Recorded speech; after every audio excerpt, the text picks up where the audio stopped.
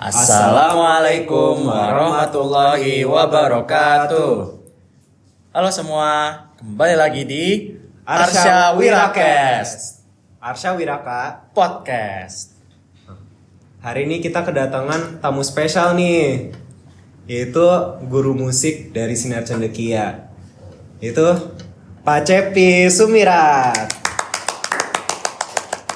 Nah, beliau ini sudah berpengalaman di musik, istilahnya udah lama ya guys ceritanya. Udah puluhan tahun ya dok? Iya udah puluhan tahun, itu sejak SMA. Itu dari kita belum lahir ya? Iya itu masih di entah di mana itu, zaman dulu banget. Nah, karena itu kita mengundang Pak Cepi sebagai narasumber kita.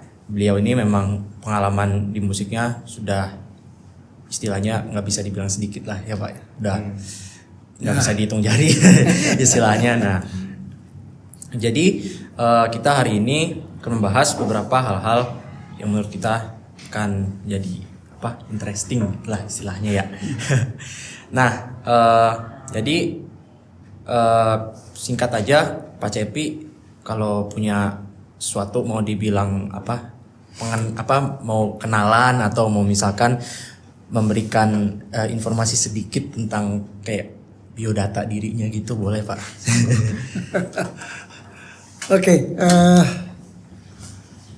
terima kasih Iya, Pak. Dava sama Arfa ya. Iya. Oke.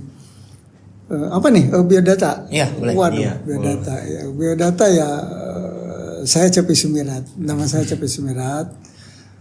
Kemudian saya pernah bersekolah di IKIP. Ya. Kemudian jurusan Fakultas Sastra dan Seni. Kemudian dari SD biasalah tentang diri saya berkesenian. Itu saya dari kecil ya. Dari kecil. Bahkan saya ketika TK itu sudah membawa ke sekolah itu ukulele. Kamu tahu ukulele ya? Yang gitar kecil. Gitar kecil. Jadi saya kalau disuruh nyanyi di TK itu saya masih ingat itu guru saya itu suruh nyanyi, saya suka pakai ukulele. Jadi saya belajar dengan kakak saya dengan jurus kunci yang 3 aja itu. Jadi mungkin dari kecil ya bakat berkesenian saya. Dari itu kemudian waktu SMP bahkan saya main band. Zaman itu zaman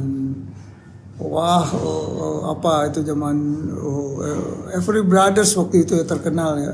Every Brothers, kakak beradik yang duet itu. Jadi saya sempat berduet dengan kakak kelas SMA malah kan dia.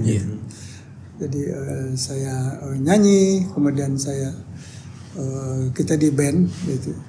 Kebetulan memang kami berdarah mempunyai turunan darah berkesenian ya. Mungkin terutama musik. Sebenarnya ayah saya seorang accounting, tetapi di sela-sela istirahatnya beliau bekerja, beliau selalu duduk istirahat kemudian main harmonika, main gitar gitu ya. Padahal beliau accounting ya. Mungkin kalian perlu tahu zaman dulu tidak ada kalkulator ya. Jadi menghitung pakai mesin hitung dulu, tak krek aduh itu. Jadi sering membawa pekerjaan ke rumah. Tapi di sela-sela istirahat beliau main harmonika, main gitar ya. Bahkan yang lebih hebat lagi beliau melukis. Ya. Jadi melukis alirannya tentu aliran naturalisme ya. Jadi dia betul-betul melukis orang ya. Itu ya begitulah orang tua saya. Sementara dari ayah. Sementara dari ibu saya, kakek saya itu seorang guru biola. Kakek saya seorang guru biola zaman Belanda dulu. Jadi bahkan sebenarnya katanya beliau orang tuanya berdagang ya. punya toko apa. Tetapi beliau tidak mau disuruh berdagang gitu. Jadi beliau memilih jadi guru biola. Ya, kemudian mungkin darah itu ya. Darah itu mengalir pada diri saya. Dari ayah. Oh, dari ayah ada gitu ya, dari ibu ada juga mungkin itu. Nah, pada keluarga saya sendiri mungkin hanya saya saja sampai saat ini hanya saya yang terus berkiprah di musik ya. Berkiprah di musik. Jadi hanya itu. Bahkan ketika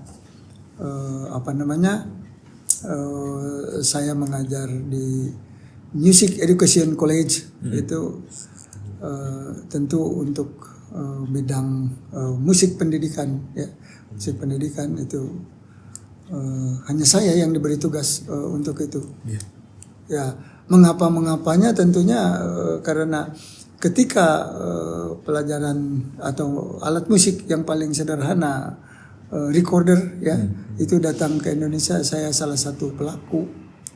Jadi mengapa ketika di Music Education College itu saya mengajar ensemble music ya seperti itu. Jadi saya rasa saya bukan hanya musik ya, tetapi saya sendiri pernah masuk kelompok di teater. Saya pernah masuk ke kelompok teater, study club teater Bandung di Bandung itu dulu. Jadi saya masuk di situ. Kami sering pentas di Taman Ismail Marzuki ya. Iya tahu. Yang di dekat Salemba. Cikini ya, Cikini. Di Cikini gitu. Jadi itulah, jadi bukan hanya main musik gitu ya. Saya itu kalau nggak salah sekarang dekat Institut Kesenian Jakarta ya. Betul. Nah, jadi dari kecil memang saya menyenangi kesenian ya. Kesenian. Seperti itulah perjalanan hidup saya ya. Jadi ya kita tahu sendiri kan di SC emang Bapak tuh terkenal bapak seni lah gitu istilahnya, yang membawa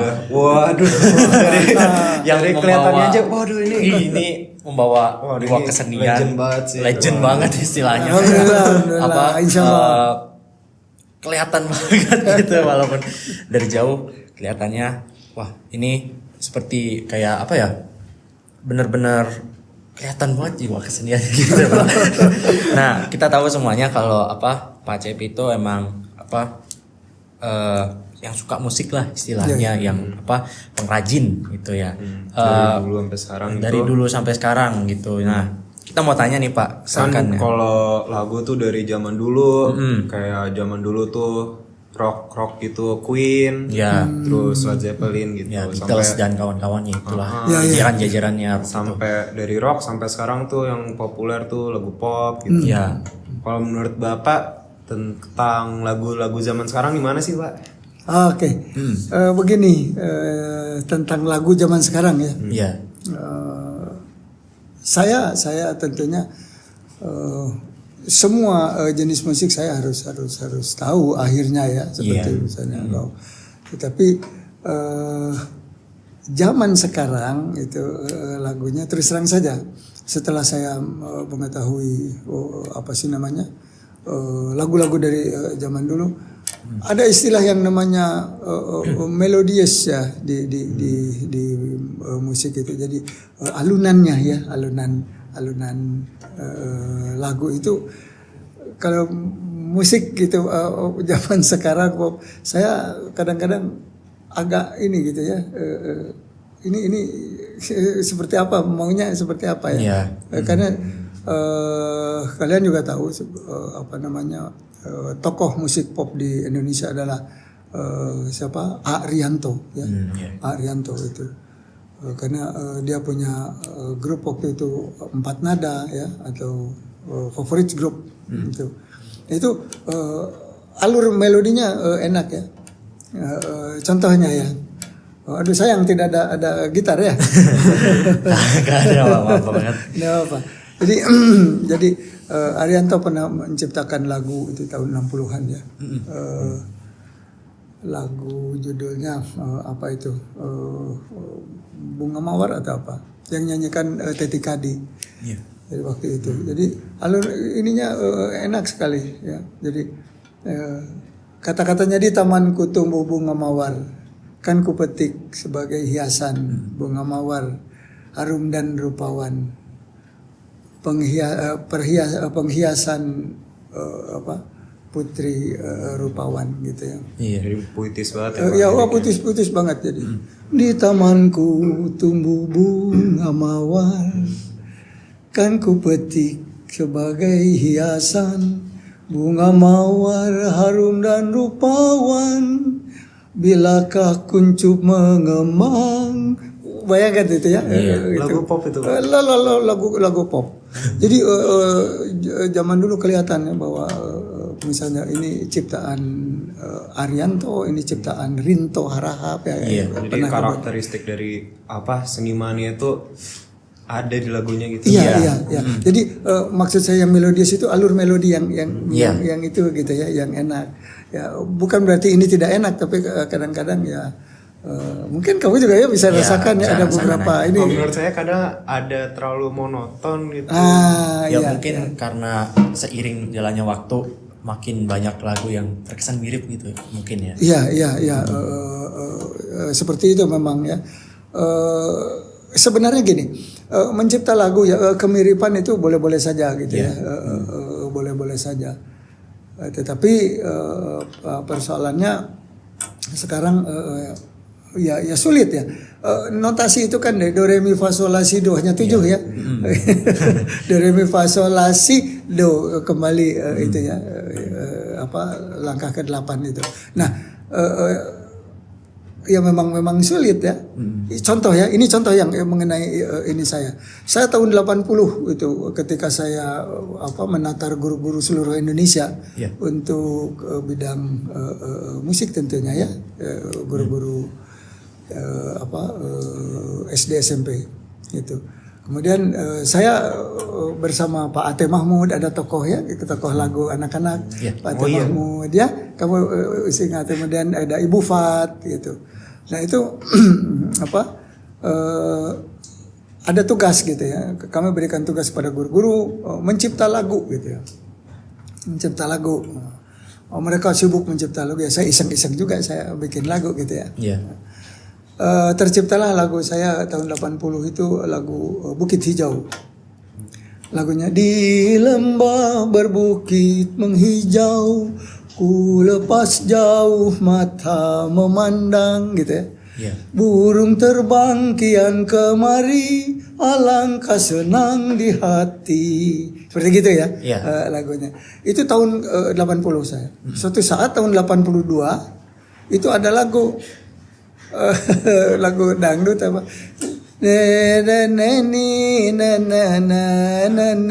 Mirip kan? Iya. Iya. Tapi kalau kita persoalkan itu ya tentu saya lebih dulu, saya tahun 80 gitu ya. Sedangkan itu mungkin tahun itunya ya. Tapi kalau dipersoalkan itu waduh ya jadi rame ya jadi ya dimaafkan sajalah. Iya. Oke. Nah, itu kan istilahnya salah satu kayak pendapat Bapak ya. Ya. Jadi mungkin kalau Bapak sendiri, Bapak itu ada mungkin lagu atau genre yang favorit Bapak itu apa sih gitu istilahnya, kayak misalkan entah itu jazz, blues, bluegrass atau mungkin yang lainnya gitu, bisa mungkin sharing lah Pak gitu istilahnya. Tentunya saya kalau ditanya seperti itu ya genre yang paling saya ini kan jazz dan Latin ya. Dan Latin. Mengapa? Saya rasa jazz kalian tahu sendiri ya seperti apa jazz itu. Jadi betul-betul ekspresi kebebasan si musisi itu sendiri akan tercermin di situ begitu ya. Nah untuk Latin saya suka karena Latin itu betul-betul punya warna ya. Iya. Punya warna ya. Jadi contohnya misalnya ada lagu Besame Mucho ya. Besame mucho gitu kan itu irama Latinnya. Di situ kita bisa memberikan beberapa warna penghias lagu, apakah itu konga, tak ding ding ding ding, tak ding ding ding ding gitu kan gitu ya, caca misalnya. Itu sementara ada yang pakai guero misalnya, cek cek cek cek cek cek, ada yang pakai cowbell, tang tang tang tang. Wah itu kelihatan kegembiraan dan kemeriahan di Latin itu. Kalau ya. jazz juga drumnya kan pakai stick yang ujungnya pakai itu tuh. Ya, brass. Oh iya, pakai brass ya. Waduh. Jadi khas banget itu suaranya. Jazz. Dengeran banget. Oh ini lagu jazz. Iya pasti. Terus suara trompet tuh. Oh ya, suara trompet. Nah jadi seperti itu. Jadi genre yang kalau memang ditanya ya saya jazz sama Latin ya. Saya suka. Nah, kan itu kita masih di topik musik lah ya istilahnya. Menurut Bapak itu apa sih momen yang dimana Bapak tuh kayak wah saya mau jadi musisi gitu. Saya mau hidup sebagai orang seni gitu istilahnya, orang musik gitu. Itu apa momen yang bisa dibilang kayak sebuah pencerahan gitu istilahnya, inspirasinya gitu. Itu apa gitu Pak momennya gitu menurut Bapak? Sebenarnya itu ya di dalam diri saya tidak sebenarnya terlalu banyak sih sebetulnya ya musik gitu ya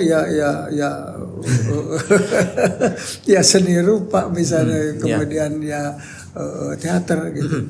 Karena apa? Satu hal mungkin ya Allah ya itu itu dari Allah yang ini kan tentang kehidupan saya. Melihat sesuatu saya tidak pernah tidak pernah saya abaikan. Kalau melihat sesuatu selalu saya fokus. Lama kelamaan meskipun selintas saya bisa hafal atau saya bisa tahu bahwa contohnya misalnya melihat lukisan aja ya. Saya melihat lukisan itu tidak pernah saya lihat kan udah tahu ini udah bagus ya. Tapi selalu saya itu dari kecil sebelum saya kuliah, saya masih sekolah masih di SMA. Saya lihat lukisan kok bisa demikian dan seterusnya. Kemudian untuk teater gitu ya, untuk katakan puisi misalnya ya, untuk puisi. Saya pernah lihat orang membaca puisi seperti apa. Yang lucunya suatu saat di SMA saya pernah menjadi pembaca puisi juara tunggal putra. Bingung kan saya. Emangnya nggak ada saingan? Itu kan urusannya juri kan. Juara tunggal putra itu tahun berapa ya? 67-an lah ya. 67 atau ya 67-an saya membaca deklamasi ya, jadi puisi yang dulu istilahnya deklamasi gitu.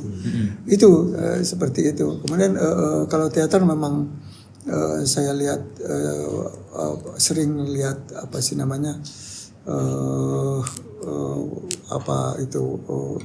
opera ya. Jadi pernah dulu belum ada kaset.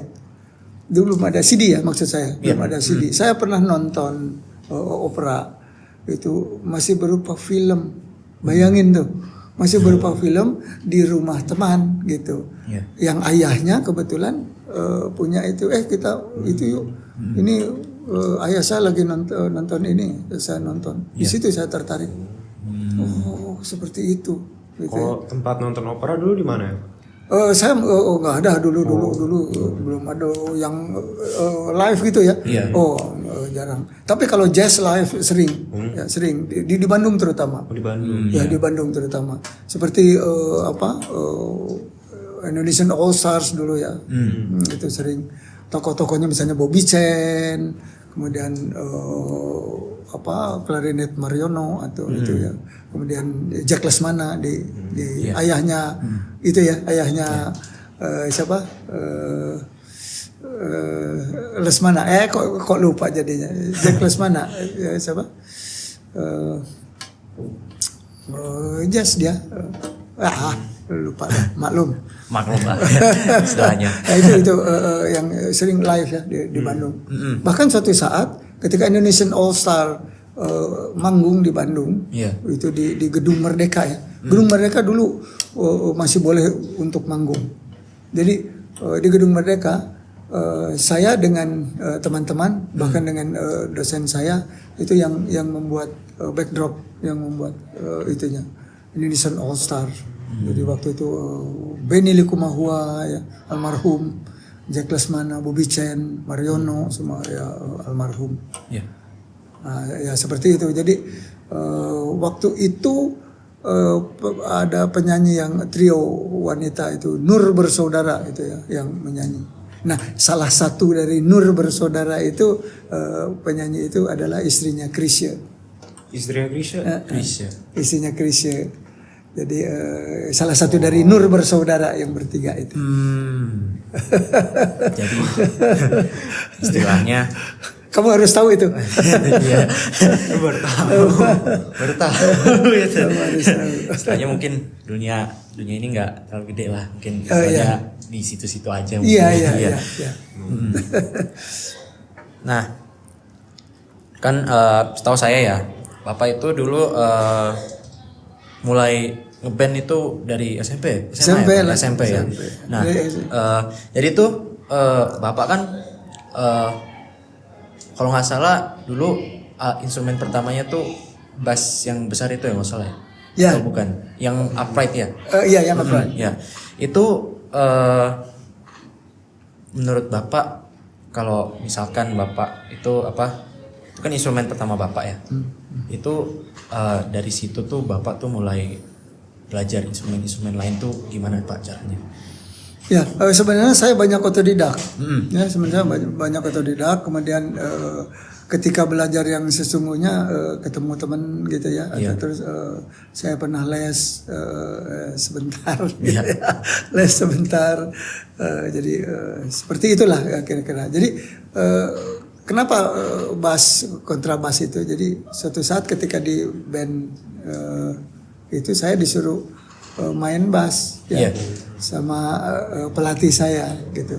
Jadi main bass tapi badan saya kecil, saya naik kursi. Iya, naik kursi gitu terus main bass gitu.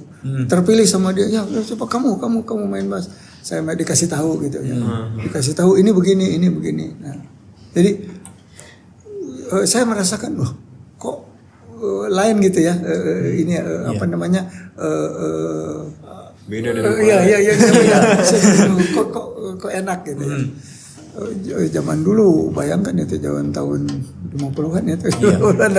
Nah, jadi di situ saya suka. Nah, kemudian kepada alat lain terutama gitar. Iya. Kamu tahu dobro? Gitar dobro. Dobro itu jenis gitar yang dari bodinya terutama ya, bodi di sini dari aluminium. Kemudian di tengahnya itu ada lingkaran gitu semacam speaker, semacam itu padahal bukan itu. Resonator bukan Pak? Ya tahu saya. Nah itu dobro gitar itu. Itu dari aluminium. Jadi si Om itu yang punya gitu ya. Itu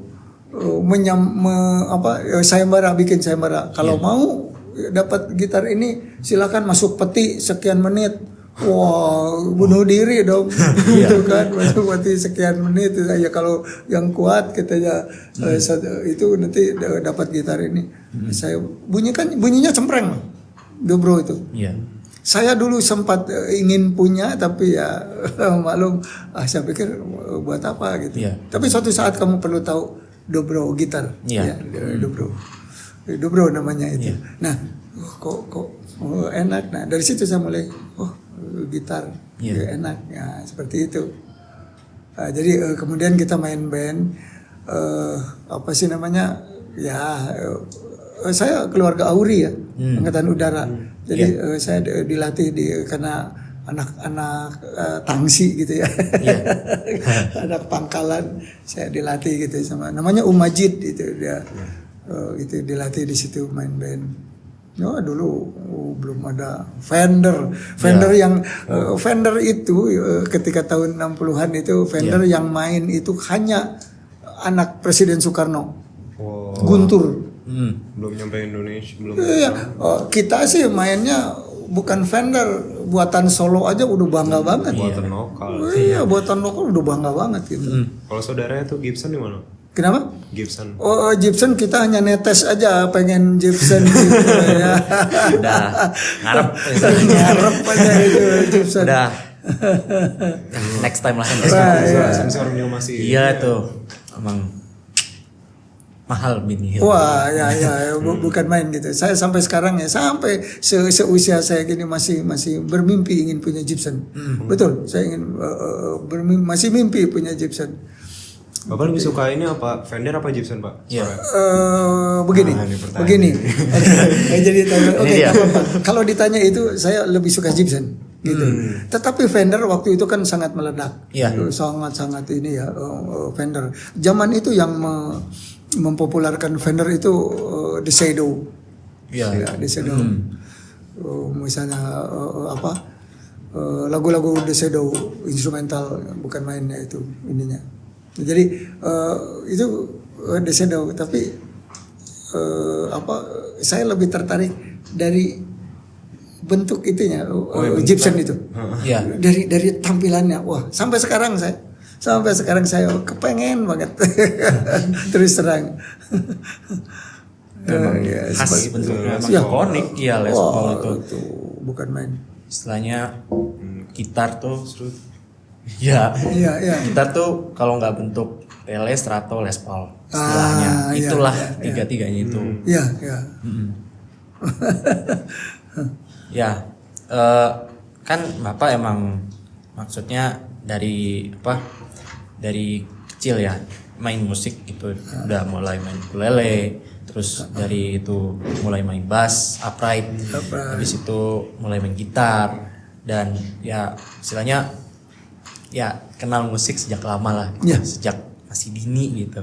Nah, masih kecil gitu istilahnya. Nah, menurut Bapak nih, ada nggak sih kata telat kalau buat belajar musik gitu? Misalkan, kayaknya saya ngerasa udah tua deh, saya nggak bisa main musik lagi. Itu menurut Bapak tuh ada nggak sih kata telat? Begini, saya katakan kan kepada siapapun yang ketemu saya, terutama murid-murid ya, jangan pernah merasa terlambat gitu ya mempelajari sesuatu, nggak ada yang terlambat. Satu kuncinya, kemauan. Kemauan. Kalau nggak ada kemauan, semua juga meskipun dikasih fasilitas yang begitu memadai, nggak ada kemauan, percuma ya.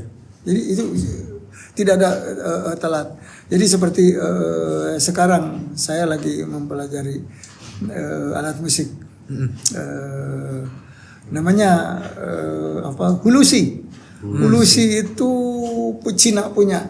Nanti kapan-kapan saya bawa. Kapan-kapan saya bawa itu saya mempelajari hulusi. Itu alat tiupnya reednya seperti obo. Jadi itu berat hulusi. Itu saya punya di rumah yang satu dari porselen dari keramik, yang satu dari keramik. Itu hulusi itu berbentuk buah labu kecil gitu. Ada yang aslinya sih dari buah labu.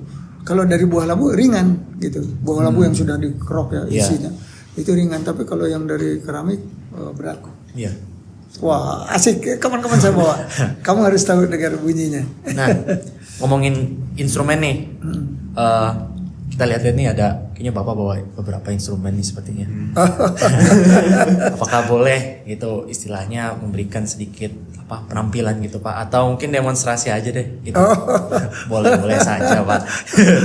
Oke, begini, alat tiup yang saya geluti sampai saat ini adalah recorder. Recorder itu seruling ya kalau di kita recorder.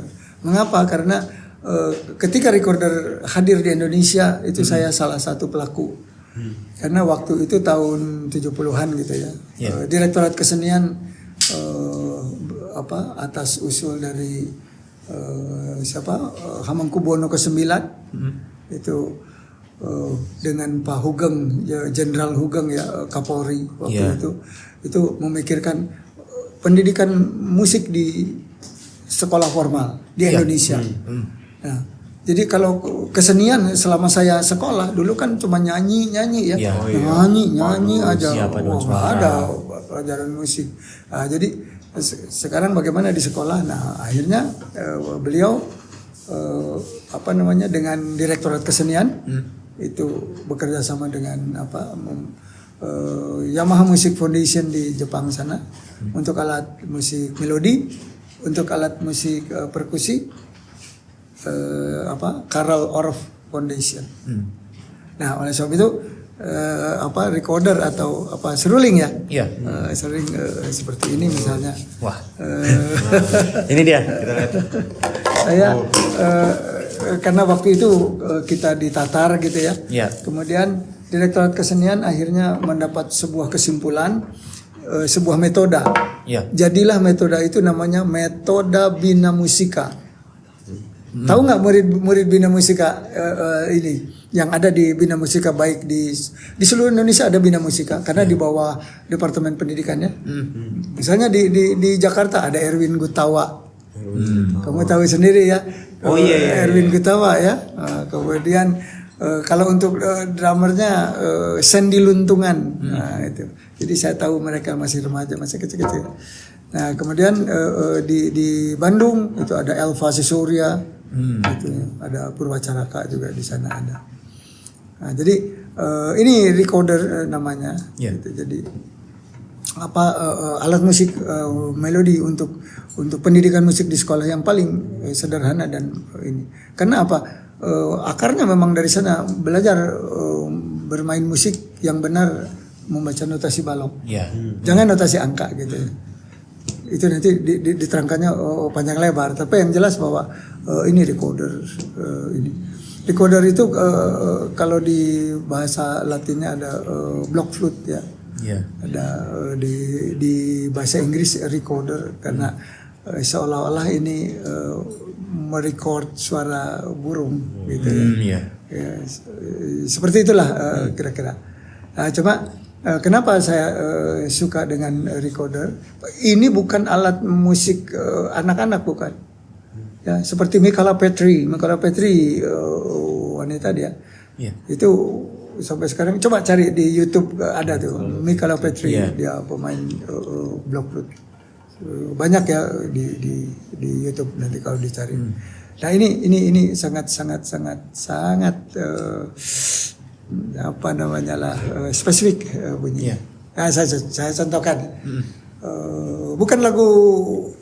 Bukan lagu apa sih namanya? Bukan lagu klasik bukan ya, tetapi ini tradisional. Ya.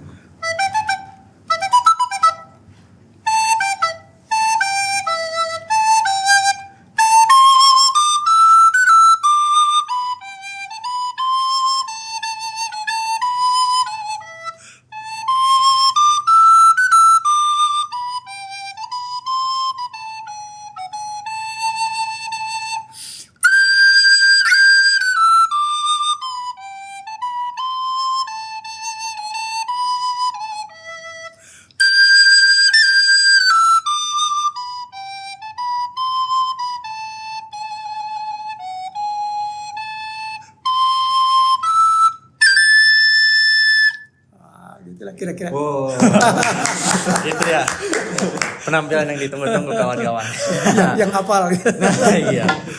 Recorder. Jadi recorder seperti suara manusia, sopran, alto, tenor, bass, bahkan ada sopranino sampai kontrabas ya. Jadi kontrabas bisa 2 meter lebih, 3 meter, 2 meter bisa tinggi.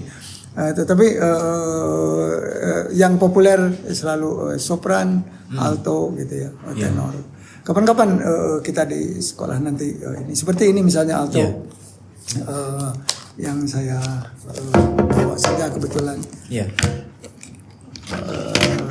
Alto recorder kakaknya sopran recorder. Iya. Kamu bisa dengar. Beda.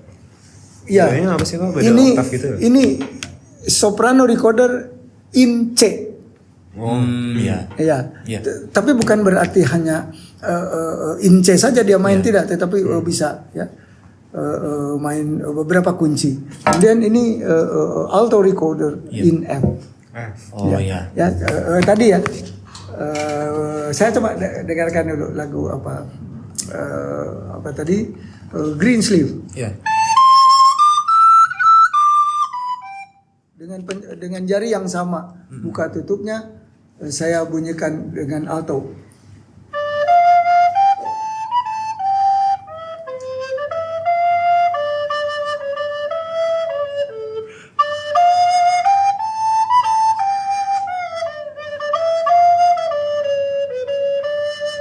Ya, dengan buka tutup jari yang sama, Ya. tetapi bunyinya berbeda karena ini in C, ini in F. Iya. Oktavnya lebih rendah. Ya. Iya. Tapi untuk tenor nanti kembali lagi in C. Iya. Nah untuk bass recorder lebih besar lagi, kembali lagi in F. FC, FC. Ya. Grid bass besar lagi in C. Kemudian kembali kontrabas in F lagi. Oh. Itu dia. Ternyata gitu ya. Baru tahu ternyata gitu guys. Oke. Jadi itulah apa namanya teman-teman ya, beliau sosok seniman SC istilahnya yang membawa seni, yang membawa dunia indah yaitu seni ke Sinar Cendekia, itu istilahnya ya Pak Cepi gitu ya guys. Jadi mungkin kita cukupkan sampai situ saja guys ya, saja teman-teman guys Cepi ya. Mungkin kalau Bapak misalkan ada kata-kata motivasi untuk apa adik-adik apa SMA Islam Sinar Cendekia, teman-teman ya, teman-teman dan kawan-kawan SMA Islam Sinar Cendekia, itu menurut Bapak apa sih gitu? Begini, untuk bidang apa, bidang musik atau bidang seni atau Ya, apa? bebas Bapak. Oke. Begini, kalian sedang menuntut ilmu tentunya ya, Iya. di Sinar Cendekia. Teruslah belajar, teruslah menggali, teruslah mencari, dan teruslah suatu saat kalian akan menemukan. Jadi terus saja, dan jangan tidak pernah, jangan boleh lelah. Iya. Sampai kapanpun. Sampai sekarang saya masih belajar kok sebetulnya. Saya masih belajar terus. Jadi jangan pernah lelah ya, apapun itu. Kembali ketika kalian memilih jurusan apa sih namanya yang eksakta atau jurusan apa, tentunya musik jangan ditinggalkan. Ya. Ya. Karena musik ini betul-betul musik adalah bahasa umum untuk manusia, musik bahasa dunia ya. Jadi kegembiraan dari musik akan mempengaruhi situasi hidup kita ya. Baik terlepas dari percaturan politik atau ekonomi. Ya silakan saja kalian kalau memang suka. Ketika penat tuh kalian main gitar, aduh rasanya, atau main gitar aja kemudian nyanyi. Tetapi tentunya carilah sesuatu yang benar ya, seperti ya paling ringan ini recorder gitu ya. Jangan hanya meniup biasa saja ya. Tetapi ini karena artikulasi, intonasi, kemudian itu ada semua pada semua alat. Cara niupnya kalau misalnya pelan gimana, kalau misalnya kencang gimana, itu berpengaruh lah beda suaranya. banget. Pengkalimatan itu tadi ya, pengkalimatan itu harus. Kamu tahu kan lagu ini? Ya.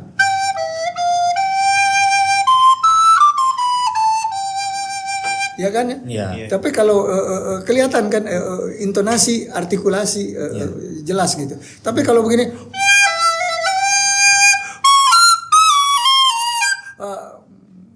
lagu kamu tidak tahu ya? Iya. Tapi jelas bahwa tanah air gitu kan. Berarti ini kalian tahu? Ya kan? Desaku yang kucinta ya. Iya. Itu melo intonasi ta ta ta ta ta ta ta. Kemudian artikulasi jelas. Ya. Itu dalam musik Iya. penting. Oke. Mungkin kita cukupkan aja ya guys. Oke. Jadi sekian itulah podcast Asyawi Rakes bersama guest star atau narasumber spesial kita yaitu Pak Pak Cepi. Cepi. Ya. Jadi sekian ya teman-teman. Semoga kalian menikmati episodenya. Jadi kapan-kapan kita ketemu lagi ya guys di Asyawi Rakes. Jadi ya. Sekian, terima kasih. Wassalamualaikum warahmatullahi wabarakatuh. Waalaikumsalam.